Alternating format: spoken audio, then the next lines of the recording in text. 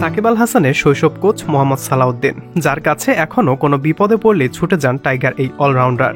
আর এবার সালাউদ্দিন জানালেন সাকিবের রাজনীতিতে আসা পছন্দ করেননি তিনি, দেননি সমর্থন, যে কারণে দুজনের কথাও বন্ধ ছিল বেশ কিছুদিন। এবার প্রকাশ্যে এলো গোপন রহস্য। ভারতে সংবাদ সম্মেলন করে টি-20 ও টেস্ট ক্রিকেট থেকে অবসরের দিনক্ষণ জানিয়ে দিয়েছেন সাকিব আল হাসান। সর্বশেষ টি-20 বিশ্বকাপে বাংলাদেশের জার্সিতে শেষ আন্তর্জাতিক টি-20 খেলে ফেলেছেন নিশ্চিত করেছেন সাকিব আল হাসান। আর টেস্ট ক্রিকেটকে বিদায় বলতে চান আগামী মাসে ঘরের মাঠে দক্ষিণ আফ্রিকার সিরিজ দিয়ে। দেশের রাজনৈতিক পরিস্থিতি বদলের কারণে পতিত আওয়ামী লীগ সরকারের সংসদ সদস্য সাকিব আল হাসান পড়েছেন বিপাকে। দীর্ঘদিন ধরেই তাকে দেশের বাইরে বাইরে ঘুরতে হচ্ছে। এর মধ্যে যুক্ত হয়েছে বৈষম্য বিরোধী আন্দোলনে হত্যা মামলা, সর্বশেষ শেয়ার বাজার কারসাজিতে গুনতে হচ্ছে জরিমানাও। সব মিলিয়ে রাজনীতি সাকিবের জন্য ভালো কিছু বয়ে আনেননি তা স্পষ্ট। তার গুরু মোহাম্মদ সালাউদ্দিন সম্প্রতি বেসরকারি টিভি চ্যানেল টি স্পোর্টসকে দেয়া এক সাক্ষাৎকারে জানিয়েছেন সাকিব অবসর ও রাজনীতি প্রসঙ্গে।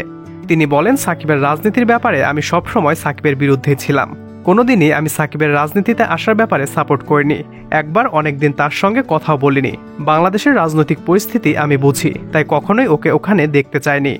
তবে এটা সাকিবের একান্তই ব্যক্তিগত সিদ্ধান্ত ছিল, জানি না সে কেন নিয়েছে।